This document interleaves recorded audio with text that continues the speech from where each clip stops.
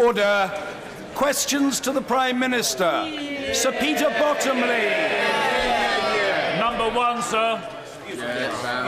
Thank you, Mr. Speaker. Adrian Ismay, a Belfast prison officer, died last week as a result of injuries caused by a bomb placed under his vehicle.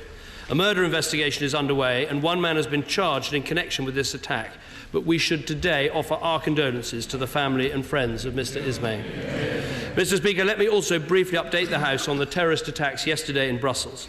Details are still emerging, but our understanding is that at least 34 people were killed and many others injured. Daesh claimed responsibility for these attacks, which follow the horrific suicide bombing they carried out in Istanbul on the 19th of March. We are aware of 4 British nationals who were injured in the attack, and we are concerned about 1 missing British national. Mr. Speaker, we face a common terrorist threat, and I'm sure the whole House will join me in expressing our full solidarity with the people of Belgium following these terrible attacks. I spoke to Belgian Prime Minister Charles Michel yesterday to pass on our condolences. Our police and agencies are doing everything they can to support this investigation. In this country, we've increased police patrols and border screening. My right honourable friend, the Home Secretary, will be making a statement later, setting out all the steps we're taking. But, Mr. Speaker, Britain and Belgium share the same values of liberty and democracy. The terrorists want to destroy everything that our 2 countries stand for, but we will never let them. Mr. Speaker, this morning I had meetings with ministerial colleagues and others, and in addition to my duties in this House, I shall have further such meetings later today. Sir Peter Bottomley. Bombers, as everywhere and every time, aim for publicity, public reaction and disunity. Can we disappoint them by uniting for hope, not hate? Well, my honourable friend is absolutely right to say that. These people packed their explosives with nails in order to kill as many innocent people, women and children, as they possibly could, and we should unite in their condemnation, stand with the people and the government of Belgium and with all countries that are being afflicted by this appalling terrorist menace in this way, and say they shall never win. Jeremy Corbyn.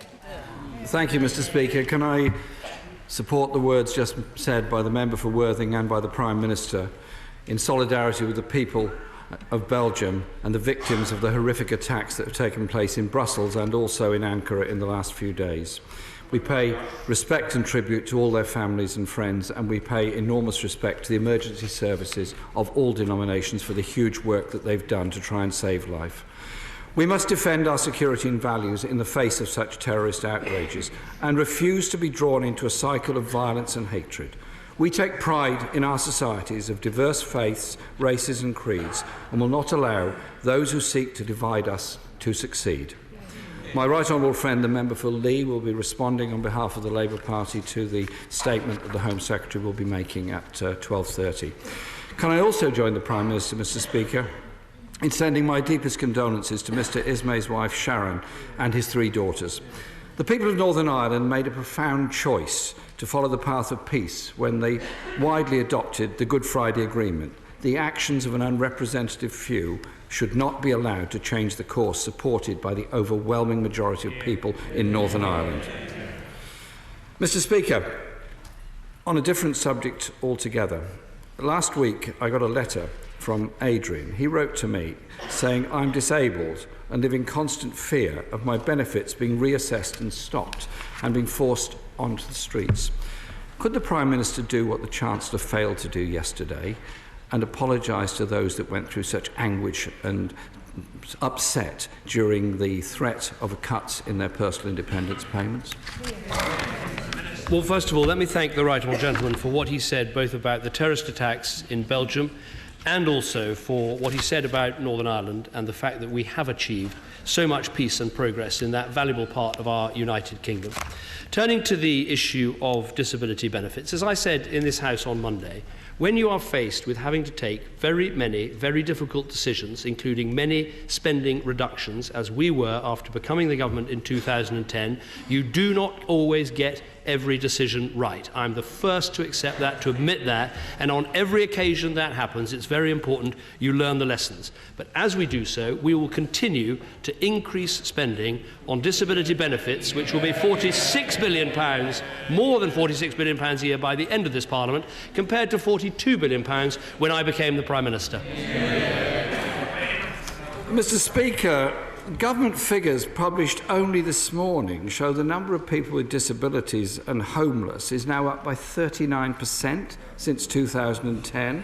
300,000 more disabled people are living in absolute poverty. That's why people like Adrian are very worried. There has been big disarray in the Cabinet over the last few days. So can the Prime Minister now absolutely, categorically rule out any further cuts to welfare spending in the lifetime of this Parliament? Simply yes or no. Well, let me respond to all the points he just made. I mean, first of all, he talked about the number of people in poverty. We've actually seen poverty fall over this Parliament. The second thing he referred to is the regrettable rise in homelessness, with figures out today, but homelessness is still 58% below the peak that it reached under Labour. I think that is important.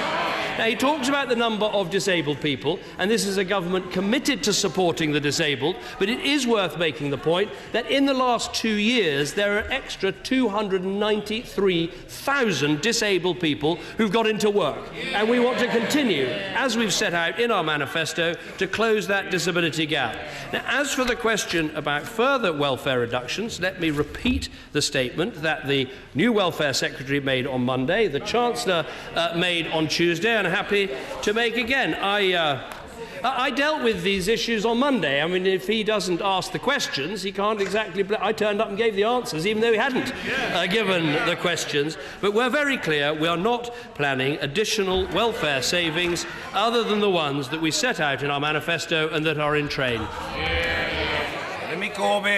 Mr. Speaker, my question was actually about the poverty of people with disabilities, which the Prime Minister did not answer. In his failure to explain how he would fill the hole in his budget left by the change of heart on PIP, the Chancellor said, and I quote, "We can absorb such changes." If it's so easy to absorb changes of this nature, why did the Chancellor and the Prime Minister ever announce it in the first place? Will he now listen and learn and withdraw the £30 per week cut to disabled ESA claimants, which his government is pursuing? The changes to employment and support allowance have been through both Houses of Parliament, and it is important to note that employment and support allowance for the most disabled, that is the support group, are up by almost £650 a year under this government. We've increased the higher rate of attendance allowance, we've increased carers allowance, we've increased the enhanced rate of PIP, because we believe a strong economy should support the most disabled people in our country, and that's exactly what we've legislated to do. Now, if the right honourable gentleman wants to get on to discussing black holes, I say bring on the argument, because we inherited an 11% budget deficit from the Labour Party. And under this team of ministers and this Chancellor of the Exchequer, we have cut that deficit by 2/3 since we became the government. From Labour, all we've had is more proposals for more spending, more welfare, more taxes, more debt. All of the things that got us into the biggest mess with the biggest black hole in the first place. Mr. Speaker, if it's all so fine and dandy, then the question has to be asked, why did the member for Chingford feel it necessary to resign as Work and Pensions Secretary, complaining that the cuts being announced were to fit arbitrary fiscal targets? He said they were distinctly political rather than in the national economic interests. In the initial announcement, he proposed cuts in PIPs, then changed his mind. Isn't the honourable member for Chingford right when he says this was a political decision rather than one made in the interests of people in this country? I believe that after 7 or 8 years of economic growth, it is right to be targeting a surplus, because a responsible government puts aside money for a rainy day.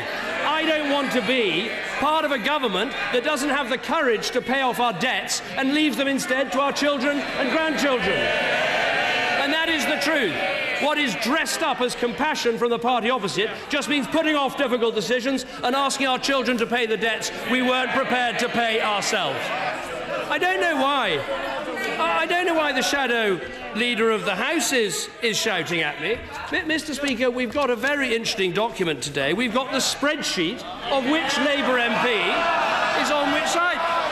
The honourable lady is shouting, but it says here, no, she's neutral but not hostile. That's right. Now, the Chief Whip, on the other hand, the Chief Whip is being a bit quiet. Look, there are 5 categories, Mr. Speaker. But no. Mr. Speaker, there are 5 categories. We've got core support. I've got all day, Mr. Speaker. We've got core support. I think you can include me in that lot very, very strongly. We've got core plus. The Chief Whip's being a bit quiet because she's in hostile. Mr. Speaker, I thought I had problems.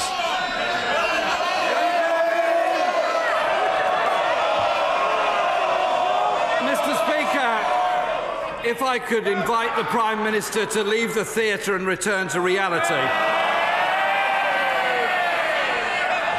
The reality is that he has presided over a budget that unravelled in 2 days and now contains a 4.4 billion black hole in it. He may wish to consult the Chancellor on yet another change of heart on this matter. Could he now consult the Chancellor and tell the country who's going to pay for this black hole? Is it going to be cuts or tax rises? Where will the cuts fall? Where will the tax rises take place? 4.4 billion has to be found from somewhere. Oh, suddenly the king of fiscal rectitude speaks. He may have noticed the budget passed last night, and it's a budget that cuts the deficit in every year of this Parliament. It's a budget that delivers a surplus by the end of this Parliament, and none of that is going to change. He talks about this budget. I'll tell him, look, hold on. Look, the hostile, you shout, hostile shout, that's right. But neutral but not hostile, you have to be quiet, I think. Oh, hold on, no.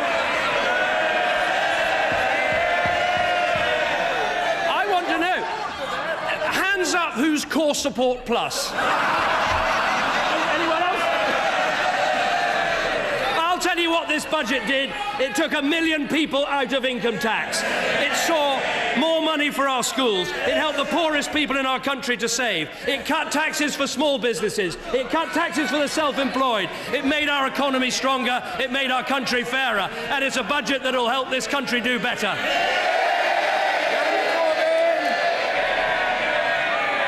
Mr. Speaker, the truth is it was a budget that fell apart in 2 days. The truth is that many people with disabilities went through the most unbelievable levels of stress and trauma after the PIP announcement was made. There are many people who are still going through stress and trauma in our society. There are still... I'm not sure that those members... I'm not sure, Mr. Speaker, those members opposite that are shouting so loudly at the moment have any idea what it is like to try and balance a budget at home when you don't have enough money coming in, the rent is going up, and the children need clothes. Order! There's too much shouting on both sides of the House. Stop it. The public are bored stiff by it. The Honourable Gentleman, will finish his question, will have an answer, but no shouting from members of any grouping. That's the message. Budget has to mean something for everybody in our society, however poor and however precarious their lives actually are. This budget downgraded growth, downgraded wage growth, downgraded investment. The Chancellor's failed on debt targets, failed on deficit targets, as the official figures have shown. The fiscal rule is quite simply failing. The Treasury Select Committee scrutinised the government's fiscal rule. They couldn't find any credible economist who backed it. Can the Prime Minister find anybody that backs a budget and a policy that is a budget with a big hole in it and downgrades every single forecast that they set themselves before the budget was made? Well, it's just a bit late because the budget passed through this House with large majorities on every single vote. Let me remind him, this is a government that is spending more on the disabled than in any year under the last Labour government. We are spending more on the most disabled, including the most disabled children in our country. We've got more disabled people into work than ever happened under Labour. And what we see with this budget is the background of an economy that is growing, employment at a record high, investment that is rising, businesses that are creating jobs in Britain that is the envy of other European economies. And it's because we've got a strong economy that we're able to provide this support. That is what you can see, Britain getting stronger and the Labour Party a threat to the economic security of every family in our country. Thank you, Mr. Speaker. I'm sure the Prime Minister is as appalled as I am that incidents of anti-Semitism are on the rise. Does my right honourable friend agree with me that all organisations, public and private, should root out anti-Semitism without hesitation? I completely agree with my honourable friend. And anti-Semitism is an absolute cancer in our societies, and we should know that when it grows, it is the signal of many even worse things happening to ethnic groups and different groups all over our country. There is, sadly, a growth of anti-Semitism in our country, and we see it in terms of attacks on Jewish people and Jewish students, and it absolutely has to be stamped out. We should all of us, whatever organisation we're responsible for, make sure that happens. And I have to say, we do see a growth in support for segregation and indeed for anti-Semitism in part of the Labour Party. And I'd say to the leader opposite, it's his party and he should sort it out.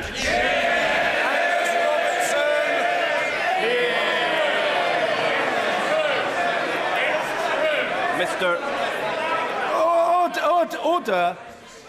This sort of gesticulation across the chamber, order, is way below the level and the dignity of senior members of the front bench on either side. Terribly tedious. Cut it out. Angus Robertson. Mr. Speaker, when terrorists attack Brussels or Paris or London or Glasgow, we are as one in our condemnation of these atrocities, as we equally condemn the killings of Yazidis, of Kurds, of Syrians and Iraqis by Daesh and other extremists. Hear, hear. We owe a huge debt of gratitude to those who work here and abroad to protect us in the face of the ongoing terrorist threat. So will the Prime Minister confirm that absolutely everything is being done to help the Belgian authorities and the people of Belgium in the wake of the Brussels attacks? Yes. I can certainly confirm that. In my conversation with the Belgian Prime Minister, I made a number of offers about policing and intelligence assistance that we could give, particularly high-end expert and technical capabilities. There are already some intelligence officers embedded with the Belgian authorities and strong police-to-police cooperation. Clearly, the Belgians are coping with an unprecedented situation in their country. We stand ready to do anything more that we can, and we're also clearly examining all the capabilities and things that we have here to see what we more can do to safeguard our own country. Angus Robertson. A defining characteristic of a democratic society is our trust in our institutions and democratic oversight by parliamentarians of those who work so hard to keep us safe. We have that oversight with our police. We have that oversight with our security services. We don't yet have that with UK Special Forces under the Intelligence and Security Committee or the Defence Select Committee. Will the Prime Minister address this? I'm afraid I just part company with the Right Honourable Gentleman on this one. We have put in place, I think, some of the most extensive oversight arrangements for our intelligence and security services. They do a remarkable job, and of course the police are regularly called to account both locally and nationally. I think the work our special forces do is absolutely vital for our country. They are subject to international law as everyone else is in our country, but I do not propose to change the arrangements under which these incredibly brave men work. David T.C. Davis. Thank you, Mr. Speaker. In England, this government have delivered better GCSEs, better A-levels and a better chance of getting into university than Labour in Wales. Would my honourable friend, my right honourable friend, agree with me that members opposite have no right to criticise our education policies when their own education minister in Wales has had to issue a public apology for the failure of his own? honourable friend makes an important point that what we've seen in England, and we should praise the teachers who worked so hard to deliver these results, but it's the result of rigour in standards, independence in our schools and accountability for results. And when we look at Wales, we don't see those things in place. And so I would urge the Welsh Assembly Government and urge Welsh people, when they've got a choice at these coming elections, to make sure they vote for parties that put education reform, education standards, education rigour and education accountability first. Mr. Alistair Carmichael. Thank you, Mr. Speaker. In 1992, the oil tanker Brer ran aground in the south coast of Shetland. It was carrying 85,000 tonnes of Gulfax crude, which then spilled into the sea and onto our shoreline. It caused economic and environmental devastation. Since the Donaldson report into that disaster, we have had an emergency tug stationed in the Northern Isles. It is our protection against ever being blighted in that way again. The Maritime Coast Guard Agency now wants to take that tug away. There will be no finance for it after September. Will the Prime Minister look again at that decision, and will he give an undertaking to the people of Shetland that he met in 2014 not to leave them exposed in that way again? Well, the right honourable gentleman makes a very important point, and my understanding is that the one tug that has been there, sustained off the coast of Scotland, has played an important role in the past. The cost is between £2 to £3 million a year. It's currently used very sparingly, so it is right to look at the right way to deliver this service in the future. Alternative options would clearly take time to develop and implement, which is why we've announced that this will be funded until the 30th of September 2016, and we'll have to make a decision on provision in due course, and I'll keep him in touch with those developments. Amanda Milling. Thank you, Mr. Speaker. We believe in doing the right thing, and that's why it's absolutely right that the proceeds of crime are returned to the local communities that have been the victims of crime. Staffordshire's Police and Crime Commissioner, Matthew Ellis, is calling on community groups in Cannock Chase to apply for grants from his Commissioner's Proceeds of Crime Fund. Does my right honourable friend agree that this shows that our excellent Conservative Police and Crime Commissioner is delivering real value for the people of Staffordshire? I think my honourable friend makes an important point. I think police and crime commissioners really now have bedded in properly as a means of bringing our police to account. I think the Home Affairs Select Committee and All-Party Committee reported recently that they provided greater clarity of leadership for policing and are increasingly recognised by the public as accountable for the strategic direction of their police force. I think that's an important reform, and when they bring forward ideas like using the proceeds of crime in the way that she suggests, they should be rewarded at the ballot box. Stuart Blair Donaldson. Thank you, Mr. Speaker. The list of government ministers and advisers who have resigned after the Prime Minister has expressed his full confidence in them is extensive. So can I ask the Prime Minister, does he still have full confidence in the Chancellor? Of course, and I'll tell you why. Because he's the one working as part of a team that has delivered the fastest growing economy in the G7, 2.4 million more people in work, inflation that is virtually zero, wages that are growing, an economy that's getting stronger. Mr. Peter Bone. Thank you, Mr. Speaker. The House of Commons Library confirms that this year our net contribution to the EU will increase by over £2.6 billion. I think it is actually £2,627 million. Prime Minister, should that money be spent supporting people in Bulgaria and Romania, or should it be spent in this country supporting our vulnerable and disabled people? What I'd say to my honourable friend is our net contribution to the EU accounts for about just over 1 penny in every pound that is paid in taxes. And so as we enter this vital debate, we have to work out whether we believe that that sort of investment, 1 penny out of every pound, is worth the jobs and the investment and the growth and the security and the safety and the solidarity that we get through working with our partners. Now, I will be on the side saying that I think that it is, and he's clearly going to be on the side saying that he thinks that it isn't. But we should have a polite and reasonable debate as we go about this. What I would say, and I'm sure which he will welcome, is we have, of course, limited our contributions to the EU budget because we've set an overall EU budget which is falling over the next 6 years. Now, the reason why our contributions vary is part of it is generated determining to the success of your economy. And returning to the questions I've just been asking, because our economy has been growing faster than others in Europe, we've been making a slightly larger contribution than we otherwise would be. Thank you, Mr. Speaker. My constituent, Susan Sutovic, suffered not only the death of her son, but the unexplained circumstances in which this occurred has meant a 12-year battle with the authorities in Belgrade, where this happened in 2004. The UK coroner has now ruled this as murder. So would the Prime Minister or Foreign Secretary meet with the family and do what can be done to get a proper investigation to resolve the question marks that remain and achieve justice for Peter? Well, I'm not aware of the case the Honourable Lady mentions, but obviously it is important that her constituent gets proper resolution of this matter, and I'll make sure she has a meeting with Foreign Office ministers to discuss it. Michael Tomlinson. Thank you, Mr. Speaker. Mr. Speaker, JP Morgan Chase, Sunseeker, Cobham, Lush and many other local businesses are supporting the inaugural Mid-Dorset and North Pool Apprenticeships and Jobs Fair. I know the Prime Minister would be warmly welcomed if he happens to be free. It's a QE school on the 15th of April in Wimborne. And I know the Prime Minister will warmly welcome the news that unemployment in my constituency is down by more than 60%. But will he ensure that we're not complacent and that we secure the vital infrastructure needed to get good quality jobs in Dorset and across the South West?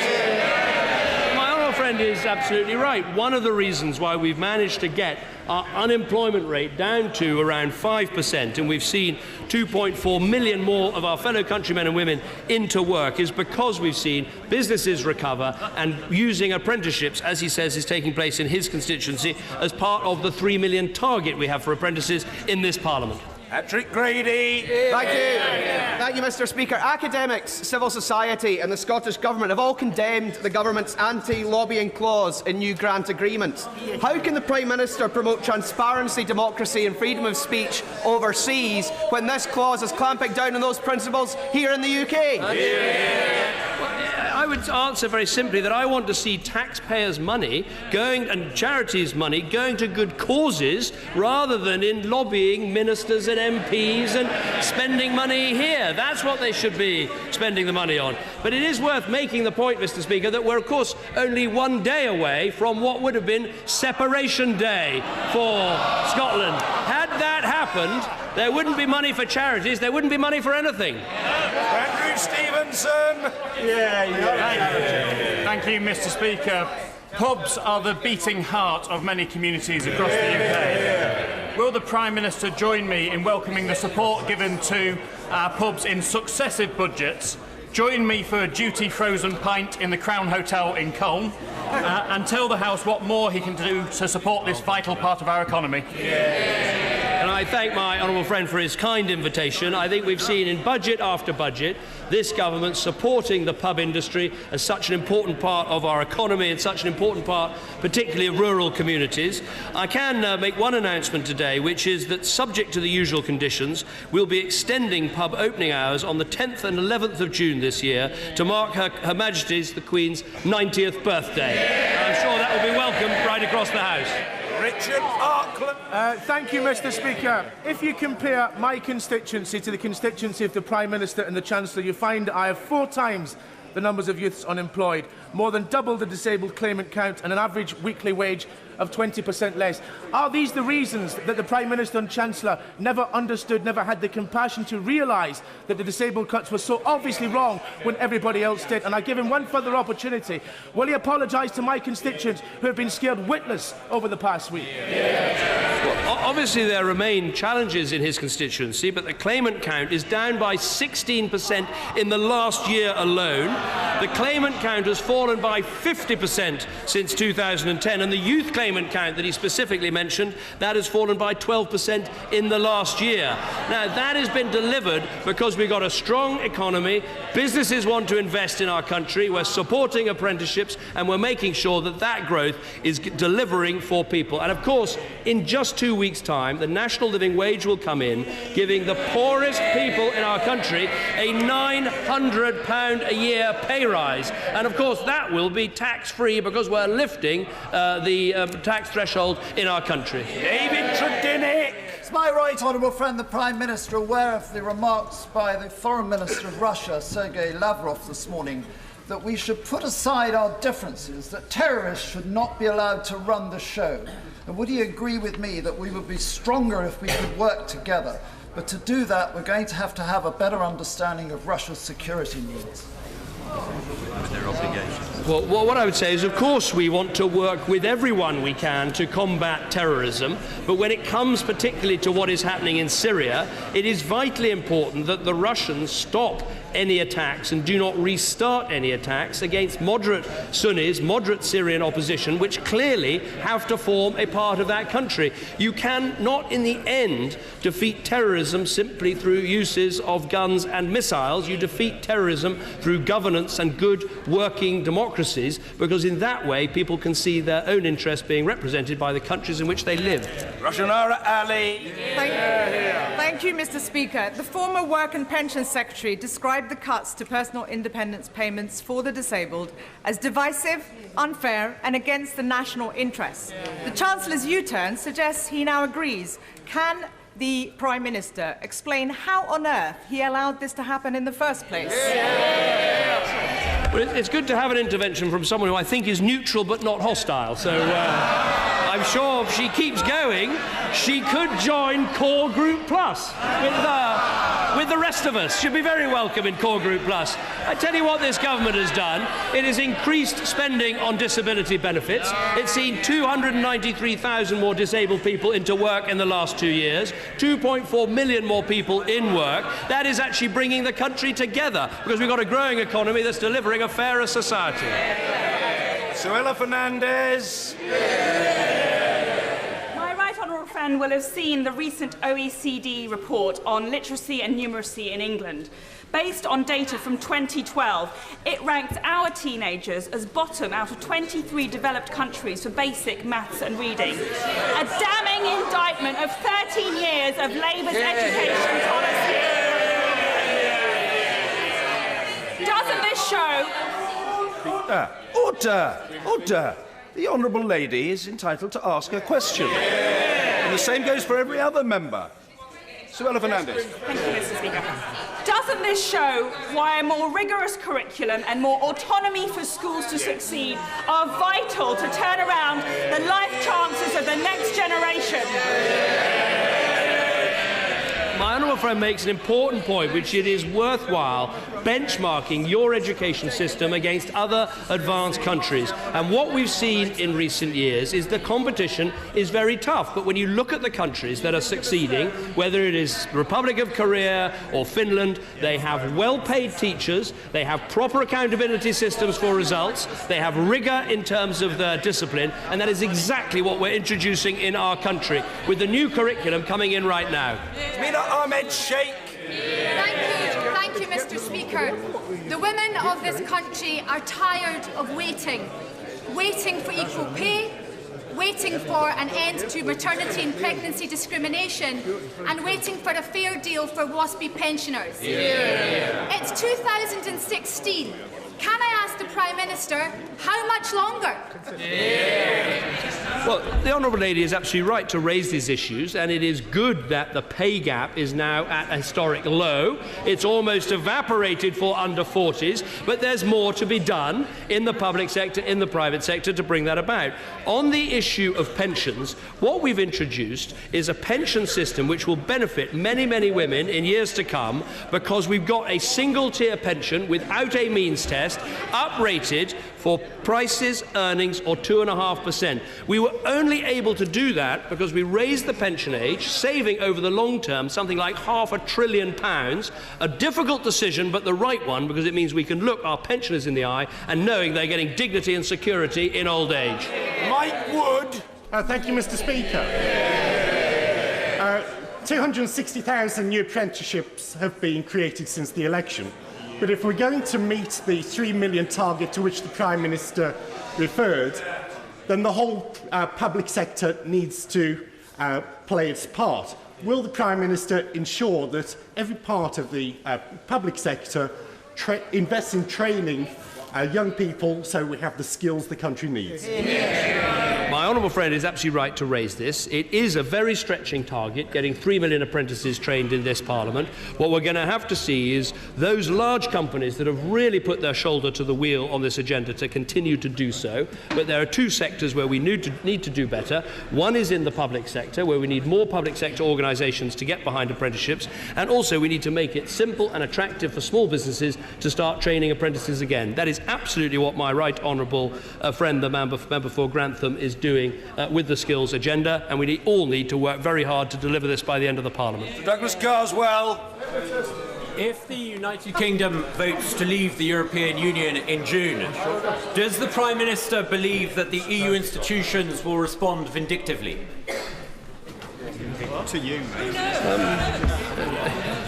It's a very difficult question to answer. I think that if we were to vote to leave, I don't think we should be naive about believing that other countries would automatically cut us some sort of sweetheart deal.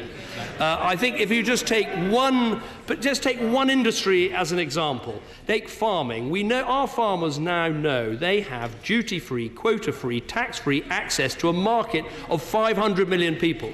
Were we to leave, can we really guarantee that French farmers or Italian farmers or Spanish farmers wouldn't put pressure on their governments to give us a less good deal? I don't think we can, and that's one of the many reasons I think we are safer, more secure and better off in a reformed European Union. John Stevenson. Thank you, Mr. Speaker. In April 2015, the Prime Minister said that there should be a new Carlisle principle to ensure that other parts of the UK do not lose out by Scottish devolution. Could the Prime Minister confirm that this principle will apply? Who will review the position, and when will it report? And who will it report to? My honourable friend is absolutely right, and I think this is important, particularly for constituencies like his, very close to the border, to make sure that decisions that are made quite sensibly and rightly by devolved parliaments and assemblies don't disadvantage the rest of the United Kingdom. That was the principle set out, and the Chancellor is going to will report regularly on that as he updates the House on his fiscal plans. Stephen Kinnock. Speaker, I trust the Prime Minister will be aware that there's a critical meeting of the board of Tata in Mumbai on Tuesday. I'll be flying out to Mumbai with the General Secretary of Community Union to make the case for British Steel. That meeting will be deciding on the future of the Port Talbot Steelworks in my constituency. Will the Prime Minister join me in exhorting Tata to stand with that plan and to secure the future of the Port Talbot Steelworks? I absolutely give him my backing on that. A team of ministers met yesterday to discuss all of the things that we can do to get behind the steel industry at this vital time. It's an extremely difficult market situation with the massive global overcapacity and the huge fall in steel prices, but the areas where we've taken action already and will continue to look at what more we can do, and that is state aid compensation so we can secure the energy costs, greater flexibility over EU emissions regulations. We've done a huge amount in terms of public procurement, which I think can make a big difference to our steel industries. All of those things and more, and making sure that Tata and others understand how valuable we believe this industry is to the UK, and there's a government that within the limits that we have wants to be very supportive and very helpful. Order.